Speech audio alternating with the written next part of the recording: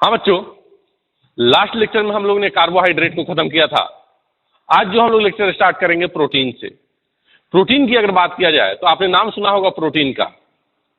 Body के every part के growth के लिए प्रोटीन बहुत जरूरी होता है।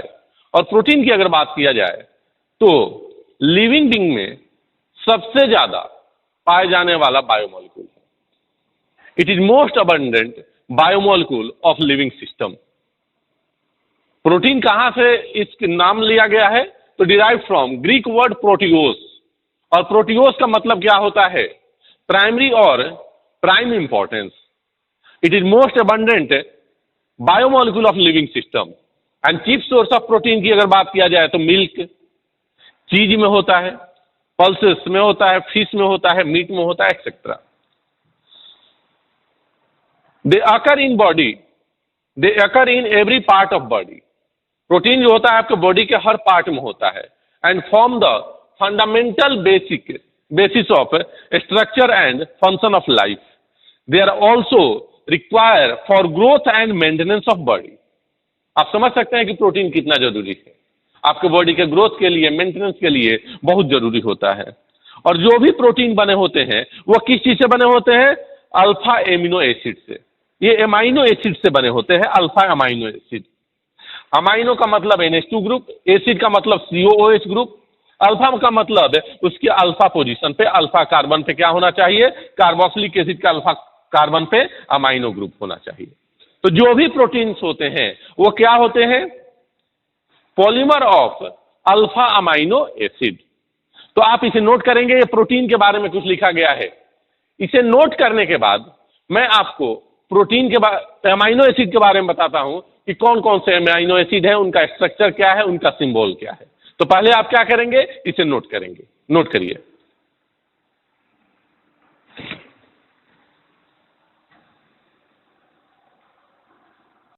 हाँ बच्चों, तो हमने क्या देखा कि जो भी प्रोटीन है वो किस चीज से बना है? अल्फा अमाइनो एसिड से। तो हमें क्या देखना है? Amino acid. अमाइनो एसिड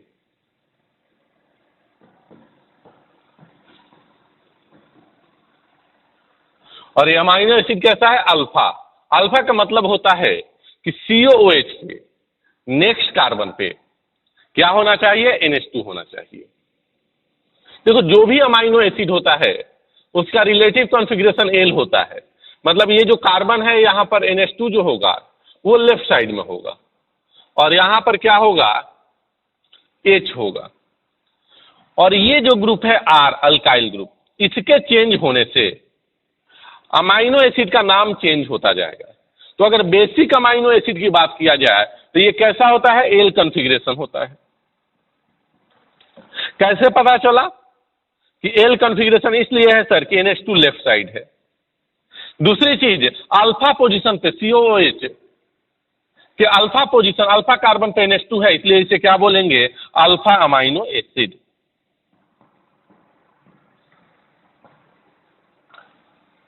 ये क्या है? Alpha amino acid.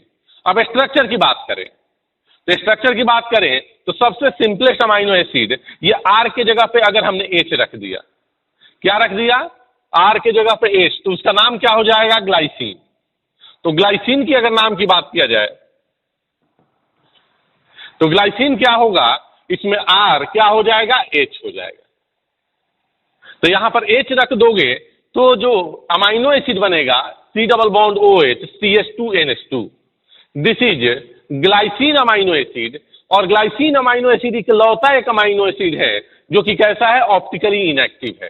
क्योंकि यहां अगर H आ गया तो कायरल कार्बन नहीं रहेगा, और कायरल कार्बन नहीं रहेगा तो ऑप्टिकली इनएक्टिव होगा। तो glycine is only the amino acid which is optically inactive. अब ग्लाइसिन के बाद क्या आता है? एलानिन। एलानिन का स्ट्रक्चर कैसे बनाओगे? एक CH3 रख दो तो क्या बन जाएगा? एलानिन। क्या बन जाएगा? एलानिन। उसके बाद वैलीन। वैलीन अमाइनो एसिड कैसे बनेगा? तो उसके लिए अल्काइल ग्रुप क्या होगा? इस तरह से V बना दो और इसको ऐड कर दो किस चीज की जगह? R के जगह। तो V बना दिया, मतलब ये क्या है? CH3। ये भी क्या है? CH3। This is called as valine. यहां पर इस ग्रुप को लाके, आइसोप्रोपाइल ग्रुप को लाके इससे ऐड कर दो तो क्या हो जाएगा, वेलिन बन जाएगा। सिमिलरली अगर वेलिन में एक कार्बन और जोड़ दो तो क्या बन जाएगा, ल्यूसीन। क्या करना है भाई, तो ये वेलिन है सर, और इसमें क्या करना है आपको, यहां एक कार्बन और जोड़ देना है तो क्या बन जाएगा, ल्यूसीन। ये क्या है, ग्लाइसिन। ये क्या है, एलानीन। ये क्या है, वेलिन। और ये क्या बन गया, ल्यूसीन। अब बात करते हैं आइसोल्यूसिन। तो आइसोल्यूसिन कैसे बनेगा, तो कुछ नहीं करना है, यहां का कार्बन उठा के यहां कर दो, मतलब इसी का एक आइसोमर बना दो। देखो कैसे याद करना है, ग्लाइसिन में H रहेगा, एलानिन में CH3 रहेगा। वेलिन में गए तो एक V जोड़ देना है उससे, V मतलब आइसोप्रोपाइल, और उस आइसोप्रोपाइल में एक CH2 और जोड़ दिया तो ल्यूसीन हो गया, और ल्यूसीन का आइसोमर आइसोल्यूसिन हो जाएगा। यहां से CH3 उठा के यहां रख दो तो क्या हो जाएगा, आइसोल्यूसिन। यहां पर CH2 और यहां पर CH, यहां CH3, और ये CH3 यहां आ गया। कैसे भाई, यहां पर था V बना था तो यहां पर CH3 था, अब यहां CH3 यहां आ गया तो क्या बन गया, isoleucine. And next is phenyl alanine. Phenyl alanine में क्या होगा, एलानिन से एक हाइड्रोजन को हटाकर वहां पर बेंजीन रिंग जोड़ दो तो क्या बन जाएगा, CH2। यहां का H हटाया, बेंजीन रिंग जोड़ दिया तो क्या हो जाएगा, फिनाइल एलानिन। तो इसका नाम क्या हो गया, फिनाइल एलानिन। फिनाइल एलानिन ये है। अगर हम इसके नेमिंग की बात करें, सिंबल की बात करें, तो इसको बाद में भी हम देखेंगे, लेकिन अगर 3 लेटर सिंबल की बात करें तो ग्लाइसिन का क्या होगा, GLY। इस तरह से अभी आप देखेंगे, इसके बाद हम लोग देखेंगे। लेकिन ये स्ट्रक्चर की अगर बात करें तो ग्लाइसिन में क्या किया, R की जगह पे H रखा, एलानिन की जगह पे CH, एलानिन के लिए R की जगह पे CH3 रखा, वेलिन के लिए हमने क्या रखा, V का मतलब आइसोप्रोपाइल रख दिया। ये क्या है, आइसोप्रोपाइल को ले जाके जोड़ दिया। इसी आइसोप्रोपाइल में एक CH2 जोड़ दिया तो क्या आ गया, ल्यूसीन बन गया। और इसी ल्यूसीन का CH3 यहां से हटा के यहां रख दिया, मतलब इसका एक आइसोमर बना दिया तो क्या बन गया, आइसोल्यूसिन। और एलानिन का एक हाइड्रोजन हटा के बेंजीन रिंग रख दिया, मतलब फिनाइल रख दिया तो नाम क्या हो गया, फिनाइल एलानिन। तो आप यहां से 1 2 3 4 और ये हो गया 5 6 अमाइनो एसिड का स्ट्रक्चर सीखे हैं। इसे आप नोट करिए। नोट करने के बाद आगे और अमाइनो एसिड का स्ट्रक्चर हम लोग देखेंगे। नोट करिए।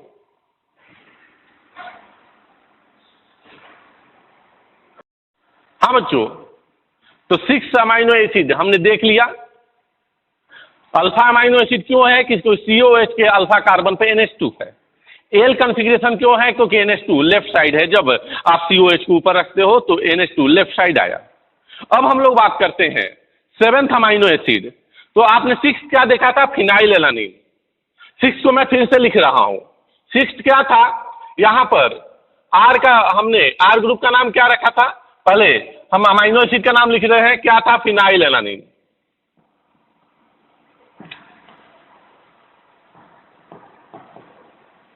और इसमें R ग्रुप क्या था, CH2 और यहां पर फिनाइल मतलब बेंजीन रिंग। ये क्या था, फिनाइल एलानिन। अब हम क्या करते हैं, किसी फिनाइल एलानिन में पैरा पर OH जोड़ दिया। पैरा पर क्या जोड़ दिया, OH।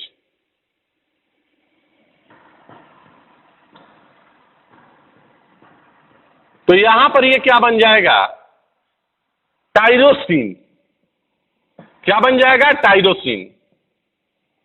तो आप बोल सकते हैं कि टाइरोसिन है क्या, तो फिनाइल एलानिन का पैरा हाइड्रोक्सी, मतलब para hydroxy phenyl alanine is called as tyrosine. क्या बोलेंगे इसे, टाइरोसिन बोलेंगे। इसमें पूछा जाए कि अल्कोहल है या फिर फिनॉल है, तो आप क्या बोलोगे कि फिनॉलिक ग्रुप है।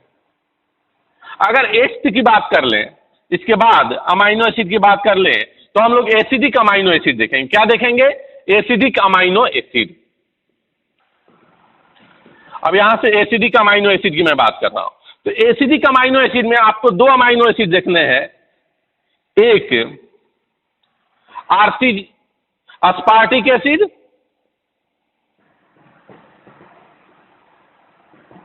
और एक देखना है ग्लूटामिक एसिड।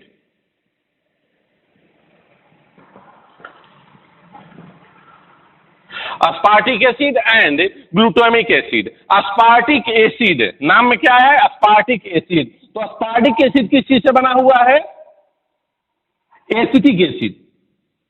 अस्पार्टिक एसिड के लिए क्या याद रखोगे? Acidic acid. और एसिटिक एसिड की अगर बात किया जाए तो कितने कार्बन होते हैं? 2 कार्बन का सर। तो इसमें से हमने क्या किया, यहां पर CH3 था तो एक हाइड्रोजन हटा दिया और इस ग्रुप को जोड़ दिया R की जगह पे। This is called as aspartic acid. Glutamic acid के लिए क्या करोगे? अब बताओ, अस्पार्टिक एसिड A अल्फाबेट है, ग्लूटामिक एसिड के लिए G अल्फाबेट है। अल्फाबेट में A पहले आता है, ये 2 कार्बन का है, तो G बाद में आता है, एक और कार्बन यहां पर जोड़ दो। मतलब अस्पार्टिक एसिड में एक और कार्बन जोड़ दिया तो क्या बन जाएगा? Glutamic acid.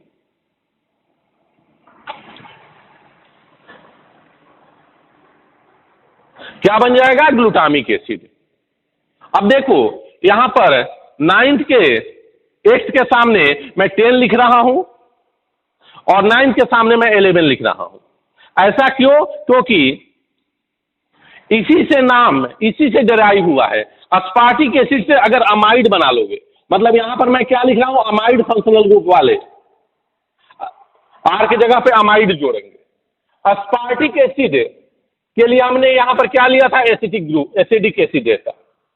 इसका अगर अमाइड हम ले ले तो क्या होगा? अमाइड इसका अमाइड क्या होगा? तो आप बोलोगे कि sir CH2C double bond O NH2। तो नाम क्या है? Aspartic acid. अस्पार्टिक एसिड का अमाइन है, मतलब अमाइड है, तो इसका नाम हो जाएगा एस्पर्जिन।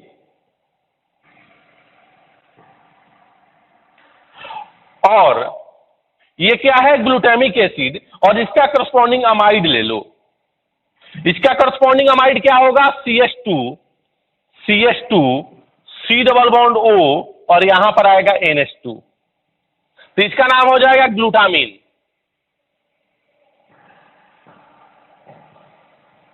इसका नाम क्या हो जाएगा? ग्लूटामिन। ये 8 के सामने मैं इसको क्यों लिखा हूं, ये आपको समझ में आ गया होगा। ये एसिडिक है और ये अमाइड है, और ये क्या है? एसिडिक है। एसिटिक एसिड में क्या होता है? 2 कार्बन का एसिड। तो अस्पार्टिक एसिड याद रखना एसिटिक एसिड से डिराइव हुआ है, तो R की जगह पे क्या लिखना है? CH2C double bond OH। अब इसमें 2 है, एक एसिटिक एसिड से तो डिराइव हुआ अस्पार्टिक एसिड, और एक ग्लूटामिक एसिड। ग्लूटामिक एसिड जो है उसका अल्फाबेट G से स्टार्ट हो रहा है, जो कि A के बाद आता है, तो एक कार्बन जोड़ देना, तो क्या हो जाएगा? ये ग्लूटामिक एसिड। अब अस्पार्टिक एसिड का करस्पॉन्डिंग अमाइड जो है वो क्या है? अस्पार्जिन। और ग्लूटामिक एसिड का करस्पॉन्डिंग जो अमाइड है वो क्या है? ग्लूटामाइन। तो इसे आप नोट करें।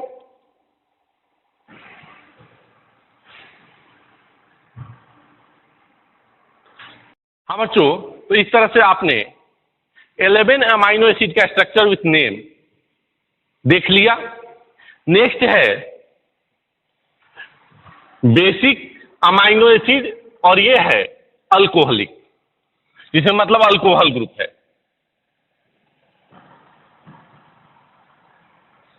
बेसिक में आर्जिनिन और लाइसिन। देखो आर्जिनिन और लाइसिन में एक ही कंसेप्ट को लेके चल रहे हैं। अल्फाबेटिकल ऑर्डर में कौन पहले आता है? तो आप बोलोगे कि सर A और L, ये पहले आया तो इसमें नंबर ऑफ कार्बन कम रहेंगे, यहां पर नंबर ऑफ कार्बन ज्यादा रहेंगे, तो इसमें 3 कार्बन होंगे। कितने कार्बन होंगे? 3 कार्बन। यहां पर कितने कार्बन होंगे? 4 कार्बन होंगे। अब यहां याद रखना 3 कार्बन होगा तो यहां 3 नाइट्रोजन भी होगा, तो 1 नाइट्रोजन, 2 नाइट्रोजन, 3 नाइट्रोजन। अब आपका क्या करोगे, इसको ऐड करने के लिए बीच में एक कार्बन देना पड़ेगा और इसको ऐसे आपने ऐड कर दिया। यहां पर एक H आएगा, यहां पर H2 आएगा, क्योंकि आप नाइट्रोजन की वैलेंसी जानते हो 3 बॉन्ड बनाता है, तो यहां पर 3 बॉन्ड बनाएगा। तो ये क्या हो गया, यहां पर फ्री वैलेंसी है, मतलब इसको ले जाके R की जगह पे अमाइनो एसिड में जोड़ दोगे तो क्या नाम हो जाएगा, आर्जिनिन। अब आपसे पूछा जा सकता है कि इसमें अगर H+ डाला जाए या ज्यूटर आयन इसका बनाया जाए तो यहां भी लोन पेयर है, यहां भी लोन पेयर है, यहां भी लोन पेयर है। H+ दिया जाए तो ये H+ कहां जाएगा, तो आप बोलोगे सर ये लोन पेयर रेजोनेंस कर रहा है, ये लोन पेयर रेजोनेंस कर रहा है, ये लोन पेयर रेजोनेंस नहीं कर रहा है, तो H+ यहां पर आएगा। तो याद रखना जो डबल बॉन्डेड नाइट्रोजन है वही H+ आता है। हम आगे पढ़ेंगे ज्यूटर आयन फॉर्म, तो जब ज्यूटर आयन फॉर्म बनता है तो यहां पर H आएगा। नेक्स्ट अगर बात करें लाइसीन की, तो आर्जिनिन और लाइसीन में मैंने क्या बताया था, आर्जिनिन A पहले आता है तो 3 कार्बन का चेन, और याद रखना 3 कार्बन का चेन है तो 3 नाइट्रोजन भी होगा, और उस नाइट्रोजन को जोड़ने के लिए एक अलग से कार्बन आएगा। अब बात करते हैं लाइसीन की। लाइसीन में 4 कार्बन है और यहां पर एक क्या रहेगा, NH2। तो आप जो स्ट्रक्चर याद रखोगे किस चीज से, नंबर ऑफ कार्बन चेन से। कार्बन चेन यहां 3 का है, कार्बन चेन यहां 4 का है, और 3 कार्बन है इसलिए 3 नाइट्रोजन आया, और उस 3 नाइट्रोजन को जोड़ने के लिए एक कार्बन आया। अब बात करते हैं अल्कोहल वाले का, तो सेरीन और थ्रियोनिन। सेरीन की अगर बात किया जाए तो एस से स्टार्ट हो रहा है, थ्रियोनिन की अगर बात किया जाए तो ये किस चीज से स्टार्ट हो रहा है बेटा, टी से। अरे बताओ अल्फाबेट में एस पहले आएगा कि टी पहले आएगा, तो आप बोलोगे कि एस पहले आएगा, तो एस वाले में मतलब अल्कोहलिक है तो यहां CH2OH दे दो, एक कार्बन। तो यहां पर कितने होंगे, 2 कार्बन, और उसके साथ क्या होगा, OH होगा। ध्यान रखना थ्रियोनिन में जिस कार्बन से OH है उसी कार्बन से फ्री वैलेंसी भी है, जिस कार्बन से OH अटैच्ड है उस कार्बन से क्या है, फ्री वैलेंसी है। तो आर्जिनिन में आपने क्या किया, आर्जिनिन में आपने क्या किया कि आपने ये देखा कि 3 कार्बन है, यहां पर 4 कार्बन है। क्यों भाई, ए से स्टार्ट हुआ, एल से स्टार्ट हुआ, 3 कार्बन है, तो ये एक याद रखना एक्स्ट्रा पॉइंट कि 3 कार्बन है तो यहां 3 नाइट्रोजन होगा, और उस 3 नाइट्रोजन को जोड़ने के लिए एक कार्बन होगा, डबल बॉन्ड बना दो। लाइसिन की अगर बात करें तो 4 कार्बन और 1 NH2। इसी तरह से सेरीन की अगर बात करें और थ्रियोनिन की बात करें तो ये दोनों अल्कोहलिक हैं। ये दोनों कैसे हैं, अल्कोहलिक हैं, मतलब इन दोनों में OH रहेंगे। आप बोलोगे कि सर वहां टाइरोसिन में भी OH था, लेकिन वो OH अल्कोहल नहीं था, वो फिनॉल था, और यहां पर क्या है, अल्कोहल। तो आपसे पूछा जा सकता है कि इन तीनों में से कौन सा अल्कोहलिक नहीं है, तो थ्रियोनिन अल्कोहलिक है, OH ग्रुप हाइड्रोक्सी ग्रुप है, सेरीन हाइड्रोक्सी ग्रुप है, जबकि टाइरोसिन क्या है, फिनॉलिक ग्रुप है। तो इसे आप नोट करें।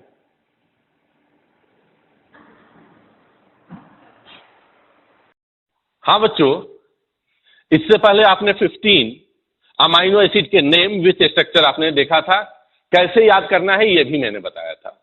नेक्स्ट जो अमाइनो एसिड है सल्फर कंटेनिंग, ये क्या है, sulphur containing. Sulphur containing amino acid की अगर बात किया जाए तो ये 2 अमाइनो एसिड है, कौन कौन से, सिस्टीन और मेथियोनिन। फिर से वही कहानी आएगी कि सिस्टीन C से स्टार्ट हो रहा है और मेथियोनिन M से स्टार्ट हो रहा है। अल्फाबेटिकली पहले कौन आएगा, C आएगा, तो इसमें नंबर ऑफ कार्बन कम होंगे, मतलब यहां पर जो R होगा अल्काइल ग्रुप होगा वो क्या होगा, R की जगह पे यहां पर क्या रखेंगे, CH2SH। क्या रखेंगे, CH2SH। और अगर मेथियोनिन की बात करें तो यहां नंबर ऑफ कार्बन इंक्रीज हो जाएगा, मतलब 1 कार्बन नहीं, यहां पर 2 कार्बन होगा, CH2 और यहां पर S। और मेथियोनिन है तो इसमें हाइड्रोजन नहीं होगा, इसके साथ क्या हो जाएगा, CH3 मिथाइल ग्रुप हो जाएगा। तो ये क्या हो गया, मेथियोनिन। अब अगर बात करें कि प्रोटीन बनाते समय या प्रोटीन का जब फॉर्मेशन होता है तो डाइसल्फाइड जो लिंकेज होता है, आपसे पूछा जाए कि किस सल्फर कंटेनिंग अमाइनो एसिड में डाइसल्फाइड लिंकेज हो सकता है, सिस्टीन में या फिर मेथियोनिन में। तो आप देख रहे हो कि सिस्टीन मॉलिक्यूल में क्या है, CH2SH है। तो इसी तरह के एक और सिस्टीन के साथ ये CH2SH यहां पर दो हाइड्रोजन, एक हाइड्रोजन यहां से और एक हाइड्रोजन यहां से, दो हाइड्रोजन यहां से रिमूवल होगा और यहां पर क्या हो जाएगा, सल्फर सल्फर के बीच में बॉन्ड बन जाएगा। This is called as disulphide linkage. इस डाइसल्फाइड लिंकेज में क्या है, हाइड्रोजन का रिमूवल हुआ है, ये हाइड्रोजन एटम और ये हाइड्रोजन एटम H2 का रिमूवल हुआ है, तो क्या बोलेंगे, डिहाइड्रोजनेशन। तो यहां से क्या हुआ है, डिहाइड्रोजनेशन। तो सबसे पहले अगर पूछा जाए आपसे कि सिस्टीन में और मेथियोनिन में डाइसल्फाइड लिंकेज कौन बनाएगा, तो आपका आंसर क्या होगा, सिस्टीन या मेथियोनिन। तो आंसर होगा सिस्टीन, क्योंकि यहां पर भी SH है और यहां पर भी क्या है, SH है। दूसरी चीज, यहां पर हाइड्रोजन का रिमूवल हो रहा है, हाइड्रोजन के एडिशन को क्या बोलते हैं, हाइड्रोजनेशन। तो रिमूवल को क्या बोलेंगे, डिहाइड्रोजनेशन। और इसके लिए जो एंजाइम यूज होता है, आपको जैसे कि पता है कि एंजाइम में क्या होता है, लास्ट में ASE। सुक्रोज के लिए क्या यूज करते थे, सुक्रेज। तो इसी तरह से डिहाइड्रोजनेशन के लिए जो एंजाइम यहां पर यूज होगा वो क्या हो जाएगा, डिहाइड्रोजनेज। आपने बायोलॉजी में ये पढ़ा होगा। कौन सा एंजाइम यूज होगा, डिहाइड्रोजनेज। तो यहां पर इंपॉर्टेंट एक चीज ये था कि डाइसल्फाइड लिंकेज के लिए कौन सा अमाइनो एसिड कौन यूज होता है, या कौन सा अमाइनो एसिड ऐसा होता है जो डाइसल्फाइड लिंकेज होता है। तो आपको पता है कि सिस्टीन में भी सल्फर है और मेथियोनिन में भी सल्फर है, लेकिन डाइसल्फाइड लिंकेज किस में होता है, सिस्टीन में होता है। यहां से डाइहाइड्रोजन का रिमूवल होता है, यहां पर जो यूज होता है एंजाइम कौन सा, डिहाइड्रोजनेज। नेक्स्ट है histidine, tryptophan and proline. Histidine की अगर बात करें, कुछ भी नहीं करना है, 5 मेंबर का एक रिंग बना दीजिए। सर ये 5 मेंबर का रिंग हो गया, इसमें यहां से हटा के एक नाइट्रोजन रखिए और एक नाइट्रोजन यहां पर रखिए। ये दोनों नाइट्रोजन है ना, इन दोनों नाइट्रोजन में एक नाइट्रोजन से इधर एक डबल बॉन्ड बना लिए, बना दिए। अब बाहर की तरफ एक डबल बॉन्ड और बना लीजिए। आप अगर देखें तो ये पूरा का पूरा एरोमेटिक हो गया। और यहां पर क्या ऐड कर दीजिए, CH2। यहां पर क्या ऐड कर देना है, CH2। तो ये अगर ग्रुप ले जाके जोड़ेंगे basic structure of amino acid में, तो क्या बन जाएगा, यहां से हिस्टिडीन बन जाएगा। क्या बन जाएगा, हिस्टिडीन। फिर से समझो कैसे बनाना है, एक 5 मेंबर रिंग लेना है। सर हमने 5 मेंबर रिंग ले लिया, देख लो बेटा कैसे बना रहा हूं। यहां पर एक नाइट्रोजन ले लो, सर ले लिया नाइट्रोजन। यहां इस कॉर्नर पर भी एक नाइट्रोजन ले लो, अल्टरनेट में हमें नाइट्रोजन लेना है, ले लिया सर। इस नाइट्रोजन के पास डबल बॉन्ड बना लो। अब यहां से यहां पर एक डबल बॉन्ड बना लो और इसके साथ CH2 जोड़ दो। This is histidine. इसको ले जाके बेसिक स्ट्रक्चर में जो अमाइनो एसिड था आप ऐड कर दोगे तो क्या बन जाएगा, हिस्टिडीन। ट्रिप्टोफान की अगर बात किया जाए तो सेम हिस्टिडीन के लिए जो ग्रुप आपने बनाया था 5 मेंबर रिंग, वो बना लो। सर ये था, यहां पर नाइट्रोजन था सर, और एक नाइट्रोजन यहां पर था और यहां पर CH2 था, यहां पर डबल बॉन्ड था। अब क्या करना है इसमें, सुनिएगा, और ये डबल बॉन्ड यहां था। इस पहले नाइट्रोजन को हटाओ और इसको कार्बन कर दो। सर ये हो गया, और इससे एक 6 मेंबर रिंग बना दो।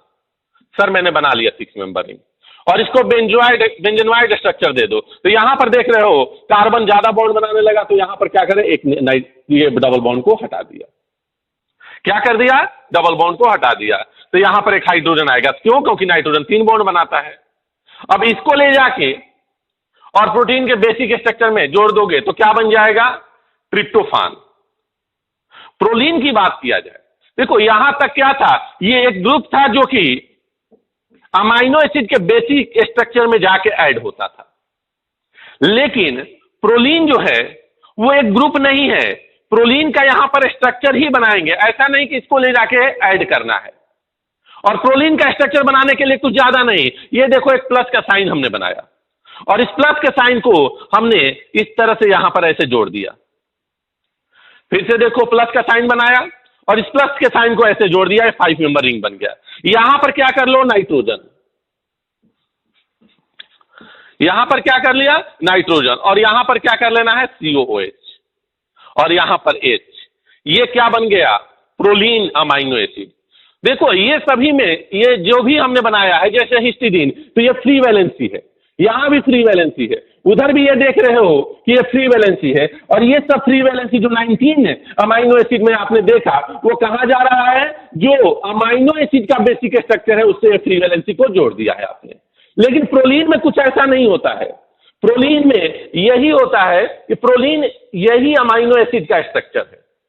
तो ये आपको थोड़ा सा ध्यान में रखना है कि प्रोलीन का स्ट्रक्चर ये है, जबकि ये सब स्ट्रक्चर नहीं है। इस स्ट्रक्चर को ले जाके वहां आर के जगह पे ऐड करेंगे तब ये अमाइनो एसिड बनेंगे। यहां पर मैंने क्या बताया था आपको कि जो सिस्टीन होता है उसमें CH2SH होता है।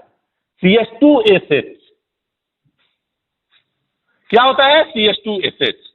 डाइसल्फाइड लिंकेज मैंने यहां पर समझाया था, और डाइसल्फाइड लिंकेज तभी होता है जब दो हाइड्रोजन एटम का रिमूवल होता है, मतलब एक H2 मॉलिक्यूल का क्या हो, रिमूवल हो, और एक H2 मॉलिक्यूल का रिमूवल हो रहा है, इसका मतलब यहां से डिहाइड्रोजनेशन हो रहा है, और यहां पर जो एंजाइम यूज होता है वो कौन सा, डिहाइड्रोजनेज। तो ये 20 अमाइनो एसिड के स्ट्रक्चर विथ नेम आपने समझा और याद किया। इसको आप क्या करोगे कि एक दो बार देख के पहले लिखोगे, और जो भी मैंने समझाया है, जिस तरह से समझाया है, इसमें सबसे बेसिक बात मैंने क्या समझाया है कि जैसे OH containing, SH containing, carboxylic acid containing group, या फिर अमाइड कंटेनिंग ग्रुप, ये सब जैसे भी आए हैं उसमें एक चीज को हमने ध्यान दिया है, अल्फाबेटिकल ऑर्डर। जैसे सिस्टीन है, मेथियोनिन है, C पहले आया तो उसमें नंबर ऑफ कार्बन कम है और इसमें नंबर ऑफ कार्बन ज्यादा है। तो इन चीजों का ध्यान रखते हुए आप 20 अमाइनो एसिड का स्ट्रक्चर विथ नेम याद करोगे। इसके बाद अभी आप इसको नोट करोगे, अच्छी तरह से समझोगे। इसके बाद हम लोग देखते हैं कि इस अमाइनो एसिड के नेमिंग के लिए सिंबल क्या यूज किया जाता है।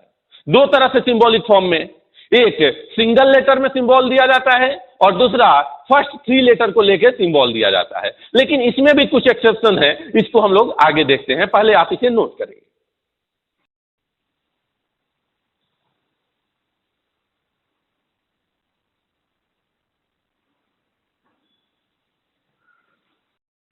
हाँ बच्चों, अब देखते हैं इनके सिंबल की बात करते हैं, 1 letter symbol and 3 letter symbol. तो सबसे पहले बात करते हैं 3 लेटर सिंबल का। तो जो भी अमाइनो एसिड है उसका 3 लेटर सिंबल जो होता है, स्टार्टिंग का 3 लेटर होता है। जैसे valine VAL, leucine LEU, glycine GLY। कुछ एक्सेप्शंस है, और 20 अमाइनो एसिड में 4 एक्सेप्शंस है 3 लेटर सिंबल में। किसमें किसमें, आइसोल्यूसिन में। आइसोल्यूसिन में ISO होना चाहिए था, लेकिन है क्या, ILE, तो इसे याद रखेंगे। ग्लूटामिन में क्या होना चाहिए था, GLU, लेकिन होता है GLN। GLU किसका होता था, ग्लूटेरिक एसिड का। इसी तरह से स्पार्जिन में ASN होता है और ट्रिप्टोफैन में TRP होता है। तो ये 4 एक्सेप्शंस हैं 3 लेटर सिंबल में, जबकि 1 लेटर सिंबल में से 8 एक्सेप्शंस हैं। आर्जिनिन के लिए A होना चाहिए था फर्स्ट लेटर, लेकिन होता है R। लाइसिन के लिए K, ग्लूटामिन एसिड के लिए E, अस्पार्टिक एसिड के लिए D, ग्लूटामिन के लिए Q, और अस्पार्जिन के लिए N, और फिनाइलएलानिन के लिए F, और ट्रिप्टोफान के लिए W। तो ये क्या है, एक्सेप्शंस है। किस चीज के लिए, सिंबल के लिए। ये 1 लेटर सिंबल और ये 3 लेटर सिंबल के लिए। बेटा यहां पर अगर मैं बोलूं तो एक बार इसके स्पेलिंग को अच्छी तरह से ध्यान में रखिएगा, क्योंकि एक कॉम्पिटिटिव एग्जाम में एक बार आया है कि सिस्टीन जो होता है उसका स्पेलिंग क्या है। तो स्पेलिंग पर भी आता है, तो आप इस चीज को याद रखिए। जैसे स्पार्जिन है ASPARAGINE, आप जल्दबाजी में लिखोगे ASPARGINE लिख दोगे, ए नहीं लिखते हो आप। इस तरह से सारे अमाइनो एसिड के नेम को एक बार NCERT से जरूर आप स्पेलिंग देख लीजिएगा। ये सभी के सभी अमाइनो एसिड थे, अमाइनो एसिड का ये सिंबल था, और सिंबल में क्या क्या एक्सेप्शन थे वो आपने लिखा। इसके बाद हम लोग क्या करेंगे कि जो अमाइनो एसिड है वो 2 तरह के होते हैं। एक जिन्हें अपना बॉडी खुद से सिंथेसाइज कर लेता हो, अपना बॉडी बना लेता हो, उसे बोलते हैं नॉन एसेंशियल अमाइनो एसिड, मतलब बाहर से जरूरत नहीं है ऐसे अमाइनो एसिड को लेने का। लेकिन कुछ ऐसे अमाइनो एसिड होते हैं जिसको अपना बॉडी खुद से सिंथेसाइज नहीं कर पाता है, तो उसे हमें बाहर से लेने की जरूरत होती है, चाहे आप फ्रूट्स के थ्रू लो या वेजिटेबल के थ्रू लो। तो ऐसे अमाइनो एसिड को हम लोग क्या बोलते हैं? Essential amino acid. तो इस 20 में से 10 है एसेंशियल और 10 है नॉन एसेंशियल अमाइनो एसिड। तो हम याद कैसे करेंगे उसका ट्रिक अभी आपको बताते हैं, पहले आप ये नोट कर लो।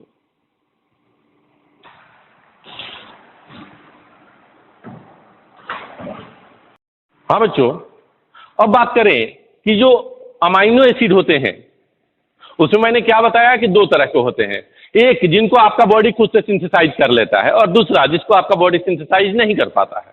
जिसे सिंथेसाइज कर लिया उसे हम लोग क्या बोलते हैं? नॉन एसेंशियल, बाहर से जरूरत नहीं पड़ती है।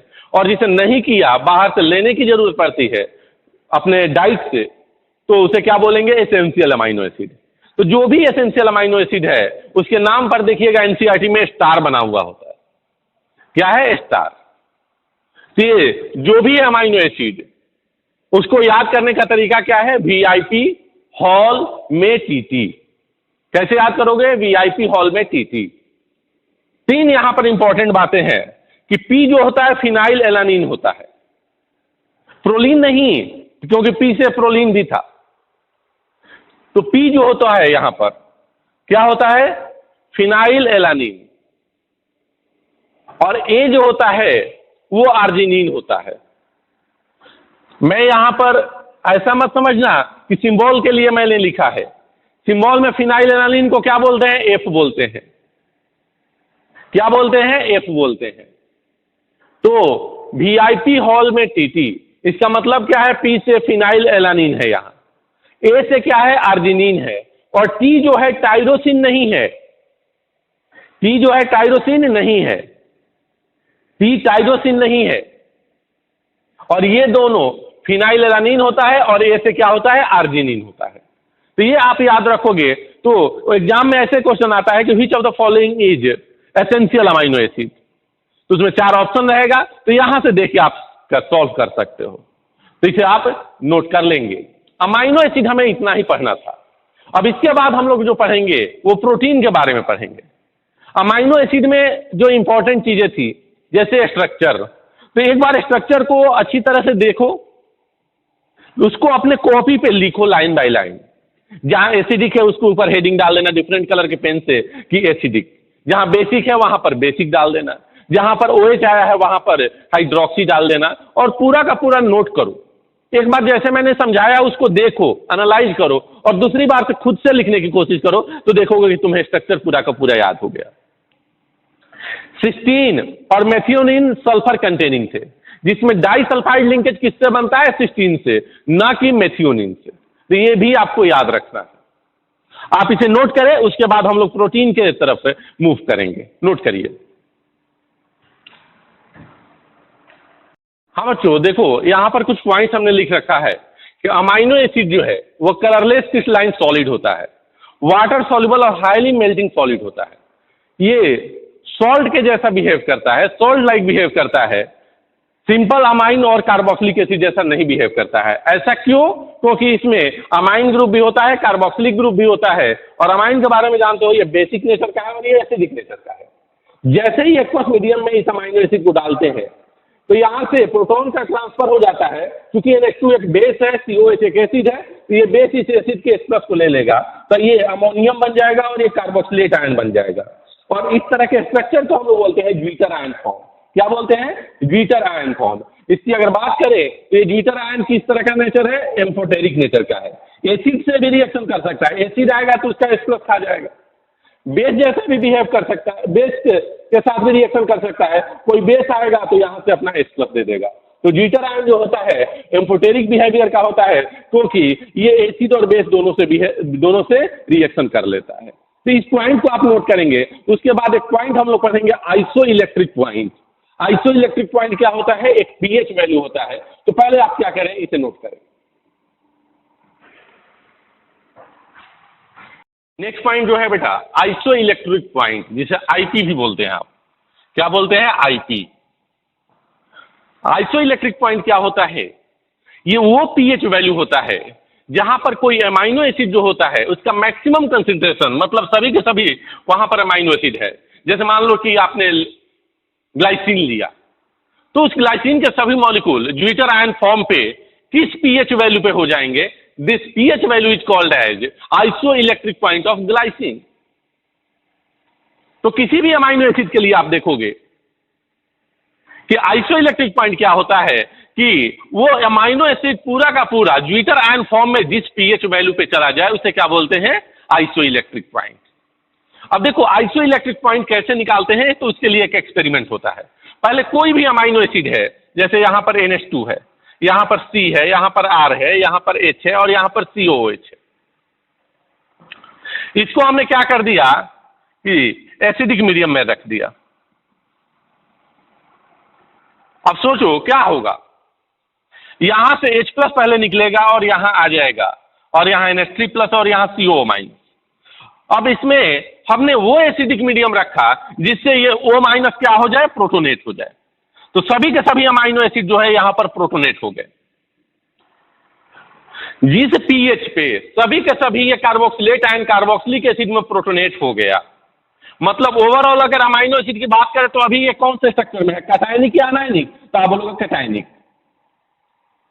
तो जो पीएच था जिसमें सभी के सभी अमाइनो एसिड कैटायनिक हो गए और मीडियम में और कहीं भी H प्लस नहीं मिला था, कहीं और H प्लस नहीं बचा, उस पीएच को हमने नोट कर दिया। जैसे आप ये समझ सकते हो कि हमारे पास ये अमाइनो एसिड था,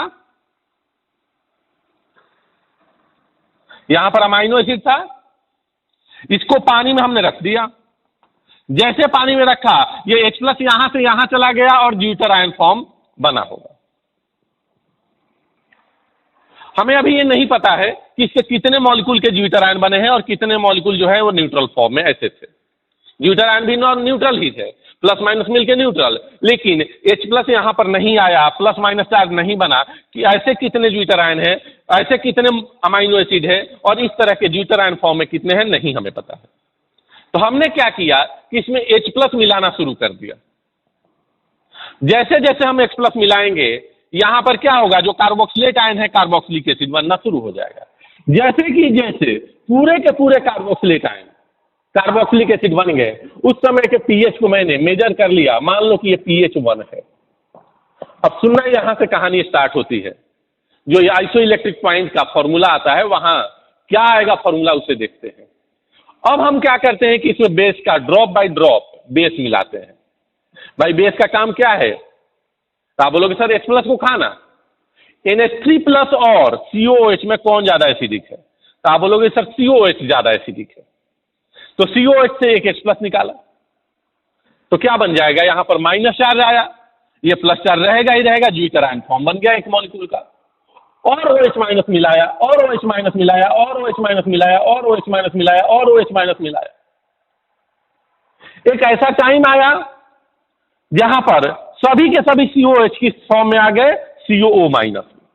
किस फॉर्म में आ गए? यहां पर NH3 प्लस था, CHR COO माइनस फॉर्म में आ गया। pH 1 क्या था? वो pH वैल्यू था जहां पर सभी के सभी अमाइनो एसिड कैटायनिक फॉर्म में थे। OH माइनस मिलाता गया, पहले क्या बना होगा? एक ज्विटर आयन, फिर क्या बना होगा? 2 ज्विटर आयन, फिर क्या बना होगा? 3 zwitter ion, 4 zwitter ion, 5 zwitter ion, इस तरह के सभी ज्विटर आयन बन गए। अभी और हम OH माइनस इसमें मिला रहे हैं, तो अब क्या होगा? यहां से H प्लस निकलेगा, यहां से NH3 प्लस से H प्लस निकलेगा, तो ये क्या बन जाएगा? NH2 CH, यहां पर R C double bond OO minus. तो यहां पर आप क्या देख रहे हो? यहां पर आप ये देख रहे हो कि ये अनायनिक फॉर्म में आ गया। पहले pH 1 पे ये क्या था? कैटायनिक फॉर्म में था। अब OH माइनस मिलाया तो ये पहले न्यूट्रल ज्विटर आयन फॉर्म में आया और फिर से OH माइनस मिलाना शुरू किया, तब यहां से H प्लस निकलना शुरू हुआ और अनायनिक फॉर्म में आना शुरू हो गया। OH मिलाता गया मिलाता गया मिलाता गया, इतना OH मिलाया कि सभी के सभी जो अमाइनो एसिड के ज्विटर आयन फॉर्म है वो अनायनिक फॉर्म में आ गए। अब OH माइनस मिलाया तो इससे कोई फर्क नहीं पड़ रहा है, OH माइनस यहां पर आने लगा। तो उस समय हम pH को मेजर कर लिए और ये हो गया pH 2। तो ये बताओ pH 1 पे जस्ट क्या हुआ था, यहां पर OH माइनस आया था तो यहां से H प्लस निकला था, मतलब यहां से ज्विटर आयन का बनना स्टार्ट हुआ था। यहां से जैसे ही पहला ड्रॉप निकला होगा एक ज्विटर आयन फॉर्म बना होगा, दूसरा बना होगा, तीसरा बना होगा, और यहां पर क्या हुआ है कि कंप्लीट ज्विटर आयन खत्म होकर अनायनिक फॉर्म में आ गया है। तो यहां से ज्विटर आयन बनना स्टार्ट हुआ और यहां पर ज्विटर आयन बन के खत्म हो गया। तो बीच में एक ऐसा पॉइंट आया होगा जहां पर मैक्सिमम जो सब के सब होंगे वो ज्विटर आयन फॉर्म होंगे। ऐसे समझो कि तुम्हारे घर में तुम खाना बनाने बैठे हो या तुम्हारी मम्मी खाना बनाने बैठी है और सब लोग को खाना खिला रही है। 8 बजे वो खाना बनाना स्टार्ट कर दी, रोटी बना चपाती बनाना स्टार्ट कर दी है और सब लोग साथ साथ खाना मतलब चपाती बनाना स्टार्ट कर दी, चपाती बना के रख दी। उसके बाद तुम्हारे घर के जितने मेंबर हैं वो चपाती खाना शुरू कर दिए और 9 बजे पूरा का पूरा चपाती खत्म हो गया।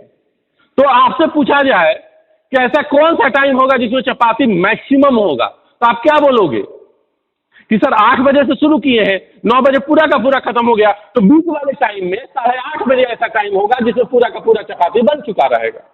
तो सिमिलरली यहां पर ज्विटर आयन बनना pH 1 पे, एक pH वैल्यू P1 पे हमने देखा कि यहां पर ज्विटर आयन बनना स्टार्ट हो गया है और यहां पर पूरा का पूरा ज्विटर आयन pH 2 पे खत्म हो गया। इसका मतलब pH 1 plus pH 2 divided by 2, एक ये ऐसा pH होगा दोनों के बीच का जहां पर ज्विटर आयन का मैक्सिमम कंसंट्रेशन होगा और उसे ही हम लोग क्या बोलते हैं, आइसोइलेक्ट्रिक पॉइंट। तो isoelectronic point is equal to P1 plus P2 by 2। ये फॉर्मूला कहां से आया, pH 1 क्या है, the pH value at which concentration या मैक्सिमम कंसंट्रेशन या all amino acid are in cationic form, and pH 2 is the pH value at which all amino acids are in anionic form, and isoelectric point is equal to pH 1 plus pH 2 divided by 2।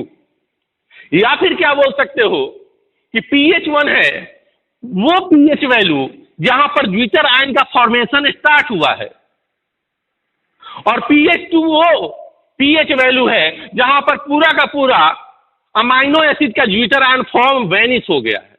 तो isoelectric point होगा pH 1 plus pH 2 divided by 2।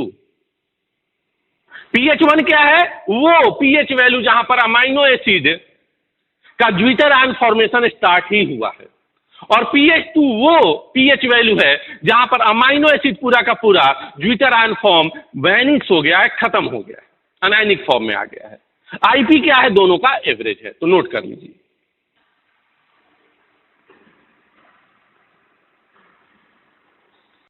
हाँ बच्चों, अब हम लोग देखेंगे protein के बारे में। तो प्रोटीन के बारे में जब मैं लेक्चर स्टार्ट किया था तो उसमें बताया था कि प्रोटीन होता क्या है, अमाइनो एसिड का पॉलीमर होता है। तो अमाइनो एसिड का स्ट्रक्चर क्या था सर, यहां पर C था, एक H था और यहां पर R था, यहां COOH था और यहां पर NH2 था। यही बेसिक स्ट्रक्चर था प्रोटीन का। इस R को अलग अलग करते जाओ, डिफरेंट डिफरेंट R रखते जाओ तो डिफरेंट डिफरेंट अमाइनो एसिड बनेगा। ये अमाइनो एसिड का सिंपल स्ट्रक्चर है। और मैंने बताया था कि अगर यहाँ H हो जाए तो उसे ग्लाइसिन बोलेंगे और ग्लाइसिन इकलौता ऐसा अमाइनो एसिड है जो कि ऑप्टिकली इनएक्टिव है। तो ये एक अमाइनो एसिड है। एक और अमाइनो एसिड इसी तरह का लिया NH2 CHR C double bond O OH, तो यहां पर क्या होगा, यहां से OH और यहां से H मिलके H2O निकलेगा और बनेगा क्या, NH2CHR C double bond O NH CHR and C double bond OH। तो देखो दो अमाइनो एसिड यहां से मिला और एक यहां पर लिंकेज आया C डबल बॉन्ड ONH था मतलब ये अमाइड टाइप का यहां पर लिंकेज आ गया। इस अमाइड लिंकेज को हम प्रोटीन के भाषा में क्या बोलते हैं, प्रोटीन मॉलिक्यूल में क्या बोलते हैं, इसको पेप्टाइड लिंकेज क्या बोलते हैं बेटा, पेप्टाइड। अब यहां पर कितने अमाइनो एसिड हुए हैं, 2 अमाइनो एसिड है, इसलिए हम इसे क्या बोलेंगे, डाइपेप्टाइड। ये इंपॉर्टेंट बात है। डाइपेप्टाइड का मतलब पेप्टाइड लिंकेज एक होगा, ना कि 2 पेप्टाइड लिंकेज होगा। डाइपेप्टाइड मतलब एक पेप्टाइड लिंकेज, अमाइनो एसिड कितना होगा, 2 होगा। तो डाइपेप्टाइड में जो डाई वर्ड आया है वो 2 अमाइनो एसिड के लिए आया है, ना कि पेप्टाइड लिंकेज के लिए आया है। इसीलिए इसी तरह से ट्राइपेप्टाइड में 3 अमाइनो एसिड और 2 पेप्टाइड लिंकेज आएंगे। एक और अमाइनो एसिड आएगा तो यहां भी क्या होगा, पेप्टाइड लिंकेज बनेगा। अगर पूछा जाए कि पेप्टाइड लिंकेज है क्या, तो आप क्या बोलोगे, अमाइड लिंकेज है। और ग्लाइकोसिडिक लिंकेज मैंने बताया था कार्बोहाइड्रेट में, वो क्या है, इथरल लिंकेज है। तो ये पेप्टाइड लिंकेज, डाइपेप्टाइड का मतलब क्या होता है, 2 अमाइनो एसिड। डाइपेप्टाइड क्या बोलोगे कि 2 amino acid and 1 peptide linkage.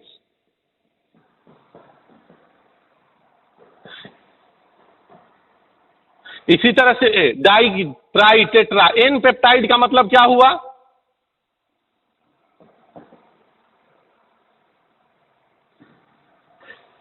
N amino acid, और पेप्टाइड लिंकेज कितना होगा, N-1, N-1 पेप्टाइड लिंकेज।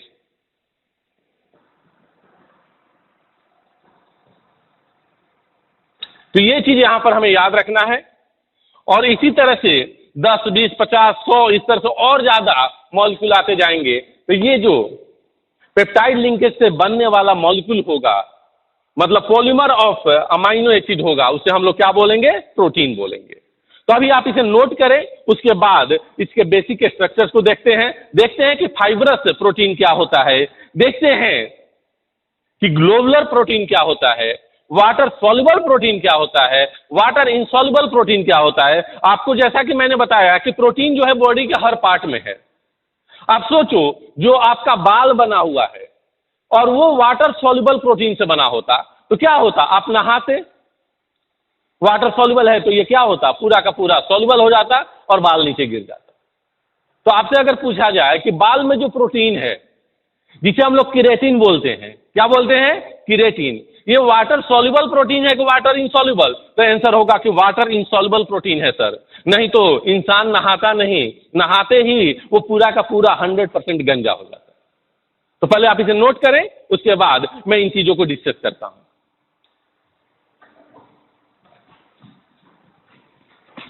हमने क्या देखा बेटा कि अमाइनो एसिड जो होते हैं आपस में कंबाइन करते हैं, अमाइड लिंकेज बनाते हैं। इस अमाइड लिंकेज को यहां पर हम पेप्टाइड लिंकेज बोलेंगे और यहां से पॉलीपेप्टाइड लिंकेज का फॉर्मेशन होता है। अगर 100 से ज्यादा यूनिट अमाइनो एसिड के आ गए तो हम उसे क्या बोलेंगे, प्रोटीन बोलेंगे। अदरवाइज हम लोग क्या बोलते हैं, पॉलीपेप्टाइड। अब ऐसा नहीं है कि पॉलीपेप्टाइड में और प्रोटीन में कोई शार्प डिफरेंस नहीं है। जैसे इंसुलिन की अगर बात कर लो तो उसमें 51 अमाइनो एसिड है, लेकिन फिर भी वो क्या है, प्रोटीन है। तो अगर आपसे पूछा जाए कि जनरली प्रोटीन के बारे में क्या बोलोगे, तो आप क्या बोलोगे कि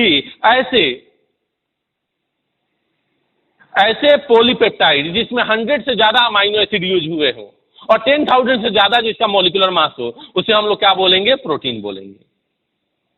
जनरली वर्ड जरूर लगाओ, एक्सेप्शन में दे दोगे कि इंसुलिन जो है उसमें 51 अमाइनो एसिड ही है, लेकिन वो क्या है, प्रोटीन है, ना कि पॉलीपेप्टाइड। मतलब ऐसे पॉलीपेप्टाइड, मतलब पॉलीपेप्टाइड तो है सब, ऐसे पॉलीपेप्टाइड जिसमें 100 से ज्यादा अमाइनो एसिड जनरली आ जाए, उसे क्या बोला जाएगा, प्रोटीन। या जिनका मॉलिक्यूलर मास 10,000 यूनिट से ज्यादा आ जाए, उसे क्या बोलेंगे, प्रोटीन। लेकिन 51 अमाइनो एसिड के साथ इंसुलिन जो होता है वो एक प्रोटीन होता है। अब बात करते हैं 2 तरह के प्रोटीन की, एक फाइब्रस और दूसरा प्रोटीन जो कि ग्लोबुलर। फाइब्रस प्रोटीन की अगर बात करें तो जो पॉलीपेप्टाइड बना था ठीक है। अब ये पॉलीपेप्टाइड आपस में इस तरह से चेन जैसा एक दूसरे के साथ अरेंजमेंट है, और ये अरेंजमेंट कैसे हुआ? इनके बीच में डाइसल्फाइड लिंकेज से। कैसे हुआ? डाइसल्फाइड लिंकेज से मान लो हुआ, या हाइड्रोजन बॉन्डिंग से हुआ। डाइसल्फाइड के लिए कौन सा आएगा बेटा? मेथियोनिन या सिस्टीन? तो आपका आंसर होगा सिस्टीन, मैंने बताया था ना। तो यहां पर हाइड्रोजन बॉन्डिंग से ही मान लो कि ये हो गया, या फिर डाइसल्फाइड से, और इस तरह का स्ट्रक्चर बना, तो इसे हम लोग बोलते हैं फाइब्रस स्ट्रक्चर। लेकिन अगर यही क्वाइल राउंड टाइप का स्ट्रक्चर आया, क्वाइलिंग जैसा होने लगा, तो इसे हम लोग क्या बोलते हैं? Globular structure. ये देख रहे हो, ये क्वाइल जैसा बन रहा है स्ट्रक्चर, तो ग्लोब लाइक स्ट्रक्चर बन रहा है, तो इसलिए क्या बोलेंगे? ग्लोबुलर। और इसे क्या बोलेंगे? Fibrous structure. ये जो होता है वाटर इनसॉल्युबल होता है। फाइब्रस स्ट्रक्चर जो होता है वो वाटर इनसॉल्युबल होता है।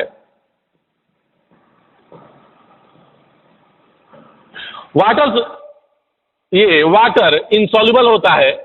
जैसे अगर बात करो किरेटिन, जिससे आपके हेयर बने होते हैं या सिल्क बना होता है, वो कैसा स्ट्रक्चर है? फाइब्रस से वाटर इनसॉल्युबल है। लेकिन अगर ग्लोबुलर स्ट्रक्चर की अगर बात करें, ग्लोबुलर प्रोटीन की अगर बात करें, तो ये वाटर सॉल्युबल होते हैं। ये कैसा होता है? वाटर सॉल्युबल होता है। जैसे अगर वाटर सॉल्युबल प्रोटीन की बात कर लो, तो एल्बुमिन, ये क्या है? वाटर सॉल्युबल है। तो ये है वाटर इनसॉल्युबल प्रोटीन, और ये है क्या? Water soluble protein. तो वाटर सॉल्युबल प्रोटीन जो ग्लोबुलर प्रोटीन होते हैं, वो यूरिन के थ्रू आपके बॉडी से एक्सट्रैक्ट होते रहते हैं। इसलिए ये टाइम टू टाइम आपको जरूरत पड़ती है, हमेशा इसकी जरूरत पड़ती है। इसे हमें हमेशा इसको मेंटेन करना होता है। जबकि फाइब्रस प्रोटीन की अगर बात करें, तो ये वाटर इनसॉल्युबल है, इसलिए इसका बॉडी से एक्सट्रैक्शन नहीं हो पाता है जिस तरह से ग्लोबुलर प्रोटीन होता है। तो आप यहां पर क्या समझे कि वाटर इनसॉल्युबल क्या होता है, वाटर सॉल्युबल क्या होता है? वाटर इनसॉल्युबल प्रोटीन जो है, जिसे फाइब्रस स्ट्रक्चर ऑफ प्रोटीन जो बोलते हैं, वो चेन लाइक स्ट्रक्चर रहता है, और इससे चेन लाइक से यहां पर डाइसल्फाइड लिंकेज या हाइड्रोजन बॉन्डिंग के कारण यहां पर जो स्ट्रक्चर बनता है फाइबर लाइक, उसे क्या बोलते हैं? Fibrous structure. जबकि यहां पर क्या होता है? वाटर सॉल्युबल प्रोटीन या ग्लोबुलर प्रोटीन में क्वाइलिंग होता है, और इस क्वाइलिंग से जो स्ट्रक्चर बनता है वो एक ग्लोब के जैसा होता है, तो इसीलिए इसे ग्लोबुलर प्रोटीन बोलते हैं। और ये क्या होता है? Water soluble. इसे आप चाहे तो नोट कर सकते हैं।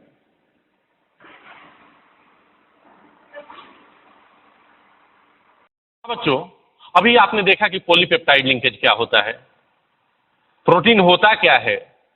अब हम प्रोटीन के स्ट्रक्चर की तरफ मूव करेंगे।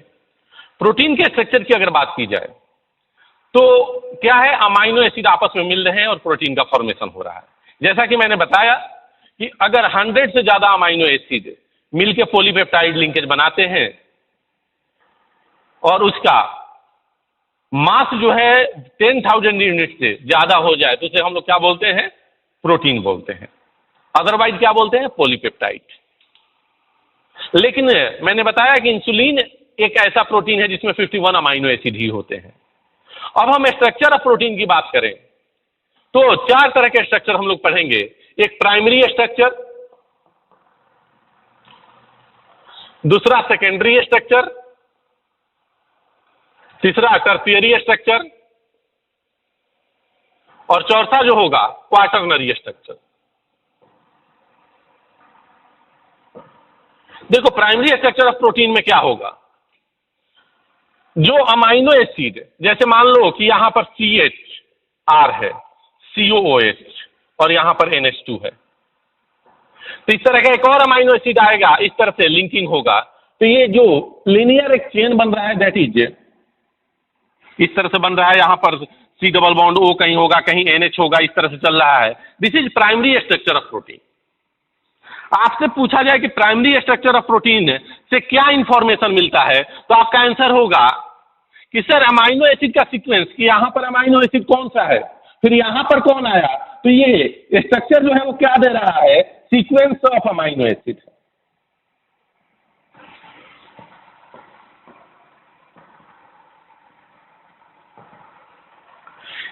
Primary structure of protein gives information about sequence of amino acid. अब सेकेंडरी स्ट्रक्चर की अगर बात करें तो सेकेंडरी स्ट्रक्चर क्या होता है? प्राइमरी स्ट्रक्चर से बना हुआ स्ट्रक्चर। अब ये प्राइमरी स्ट्रक्चर से कुछ मान लो कि इस तरह का स्ट्रक्चर बन गया,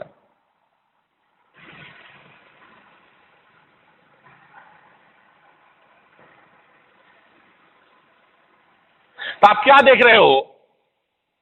एक सीट टाइप का स्ट्रक्चर बन रहा है जिसे हम लोग क्या बोलते हैं? Beta pleated seat.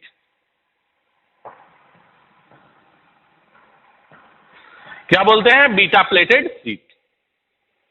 और यही अगर यहां पर क्वाइलिंग टाइप का हो गया,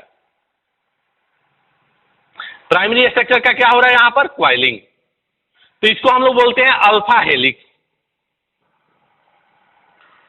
ये दोनों के दोनों क्या है? सेकेंडरी स्ट्रक्चर ऑफ प्रोटीन है। अगर इस तरह से प्राइमरी स्ट्रक्चर का स्ट्रेचिंग करके और अरेंजमेंट हुआ है तो इसे क्या बोलेंगे? Beta pleated seat structure of protein which is secondary structure of protein. अगर इस तरह से हुआ है तो इसको क्या बोलेंगे? Alpha helix. क्या बोलेंगे? Alpha helix. अगर ये बीटा प्लेटेड से इसको और कॉम्पैक्ट बनाया गया स्ट्रक्चर, इसका और कॉम्पैक्ट स्ट्रक्चर बना, तो यहां से टर्शियरी स्ट्रक्चर बना। ये दो प्राइमरी स्ट्रक्चर हमें जो मिले हैं उनसे बना है। एक beta pleated from beta pleated seat and दूसरा फ्रॉम अल्फा हेलिक्स। तो जो बीटा प्लेटेड सीट से मिला स्ट्रक्चर और जो अल्फा हेलिक्स से मिला, बीटा प्लेटेड सीट से जो स्ट्रक्चर मिला दैट इज फाइब्रस स्ट्रक्चर, और जो अल्फा हेलिक्स से मिला that is globular structure of protein.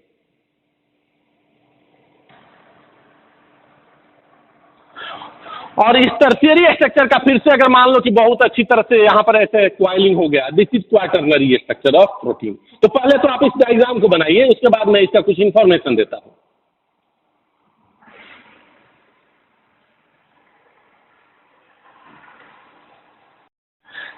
अब देखिए यहां पर जो सेकेंडरी स्ट्रक्चर है और ये जो टर्शियरी स्ट्रक्चर है, इसको अल्फा हेलिक्स हमने नाम दिया है। ये राइट हैंड स्क्रू रूल जैसा, देखो इस तरह से राइट हैंड स्क्रू रूल आपने पढ़ा होगा या पढ़ोगे। ये राइट हैंड से ऐसे मोड़ोगे तो इस तरह से एक स्क्रू बन रहा है। तो जो अल्फा हेलिक्स है वो इस तरह से क्या होगा? क्वाइलिंग होगा उसका।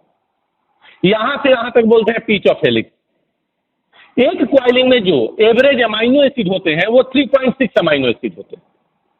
कितने अमाइनो एसिड होते हैं एक क्वाइल में? 3.6।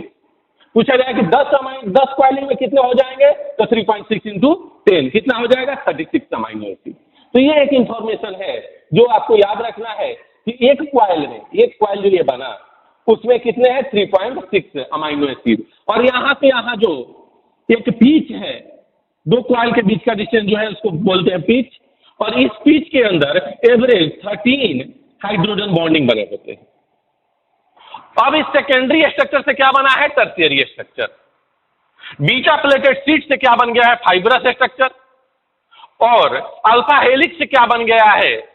Globular structure.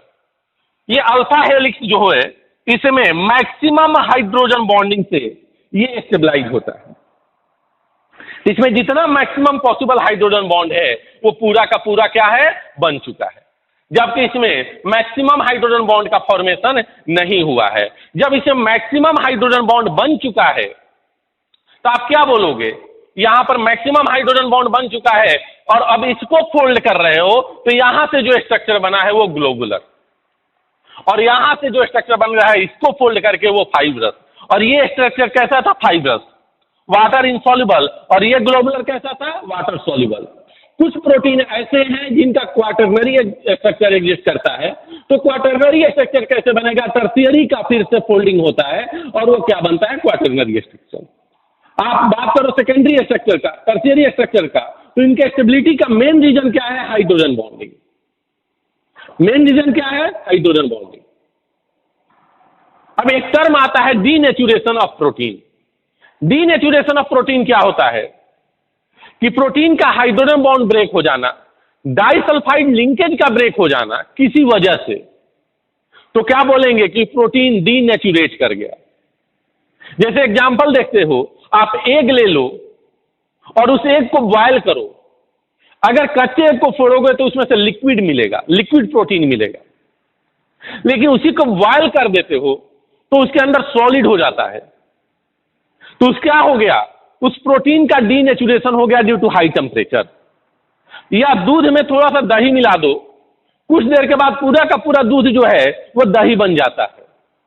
तो दूध से दही का बनना ये भी क्या है, denaturation of protein due to change of pH value.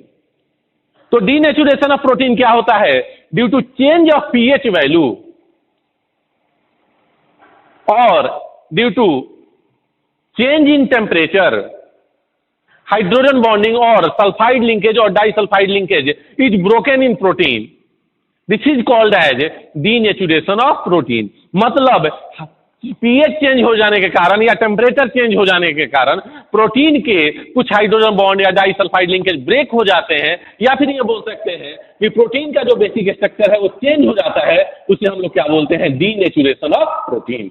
तो इसे आप नोट कर लें, डीनेचुरेशन के भी बारे में लिखेंगे, क्या लिखेंगे कि due to change in pH और high temperature protein is denatured या basic structure of protein is broken down, this is called as denaturation of protein. Example, boiling of egg, या इसी को कोऑगुलेशन ऑफ एग बोलते हैं, एंड कर्डिंग ऑफ मिल्क, दूध से दही का बनना, ये डीनेचुरेशन ऑफ प्रोटीन के एग्जाम्पल्स है, नोट करें।